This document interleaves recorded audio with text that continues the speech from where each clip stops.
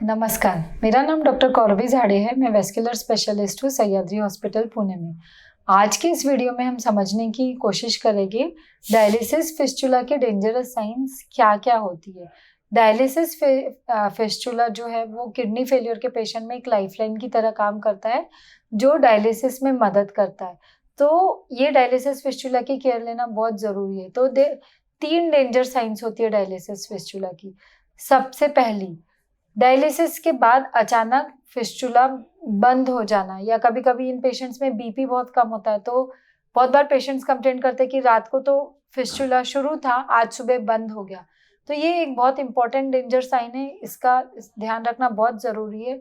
और अगर ऐसा होता है तो आपको बिना टाइम वेस्ट किए तुरंत अपने वेस्कुलर स्पेशलिस्ट को मिलना है, क्योंकि डायलिसिस फिस्टुला में अगर एकदम से बंद हो जाता है तो बहुत बार होता है कि वहाँ पे खून की गाँठ आ जाती है और उसको बिना सर्जरी के, बिना मेजर सर्जरी के एक छोटे से टाँके से वो क्लॉट निकाला जा सकता है, जिससे फिस्टुला तुरंत काम करने लगता है। सो ऐसा कभी होता है तो समय नहीं हमको गँवाना है, तुरंत आपके वेस्कुलर स्पेशलिस्ट को मिलना है। दूसरी डेंजर साइन, डायलिसिस के बाद फ्लो नहीं आ रहा है। जब डायलिसिस का जो नस को पंक्चर किया जाता है तो मशीन बार-बार बंद पड़ती है। तो ये इम्पोर्टेंट वार्निंग साइन है। अगर वो फिस्टुला से फ्लो नहीं आता है तो मशीन बार-बार बंद कर होती है। तो इसका कारण है नस में कहीं तो अंदर ब्लॉक होना।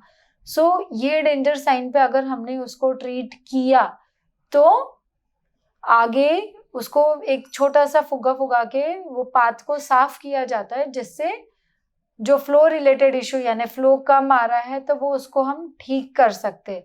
तो सेकंड डेंजर साइन है कि मशीन डायलिसिस के टाइम में बार-बार बंद पड़ना या फ्लो कम आना। नॉर्मल फ्लो 200-250 तक आता है, पर अगर वो फ्लो 150 तक आ रहा है या बार-बार बंद पड़ रहा है तो आपको आपके वेस्कुलर स्पेशलिस्ट को मिलना है। तीसरी डेंजर साइन, चेहरे में सूजन आना या हाथ में सूजन आना। बहुत बार होता है कि जो हाथ में फिस्टुला है वो एकदम सूज जाता है।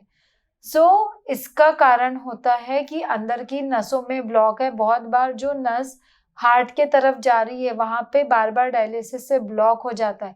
उस वजह से डायलिसिस का हाथ और चेहरा दोनों सूज जाता है। तो इसका भी ट्रीटमेंट किया जा सकता है। बट अगर ऐसा हो रहा है तो आपको आपके वेस्कुलर स्पेशलिस्ट को तुरंत मिलना है। अगर आप इस चीज़ में बहुत ज़्यादा टाइम वेस्ट कर रहे हैं या 2-3 महीना इसमें निकाल दिया तो बहुत बार ये ट्रीटेबल नहीं होता है, और अगर चेहरे पे सूज आती है तो पेशेंट को उस वजह से भी बहुत तकलीफ़ें हो सकती है। तो ये सब अगर डेंजरस साइन आप में है या आपको पता पड़ रहा है आपके आजू-बाजू जिनका डायलिसिस शुरू है उनमें दिख रही है, तो तुरंत आप आपके वेस्कुलर और इंटरवेंशनल रेडियोलॉजिस्ट को मिलिए। हर बार नया डायलिसिस फिस्टुला बनाना नहीं पॉसिबल होता है। जो फिस्टुला है उसको अगर हम प्रॉपरली केयर लिए तो ये सारे कॉम्प्लिकेशंस अवॉइड किए जा सकते हैं। इस वीडियो रिलेटेड अगर आपको और कुछ इन्फॉर्मेशन चाहिए तो नीचे दिए हुए लिंक को आप क्लिक कर सकते हैं या नीचे दिए हुए नंबर पे आप मुझे कॉन्टैक्ट कर सकते हैं। धन्यवाद।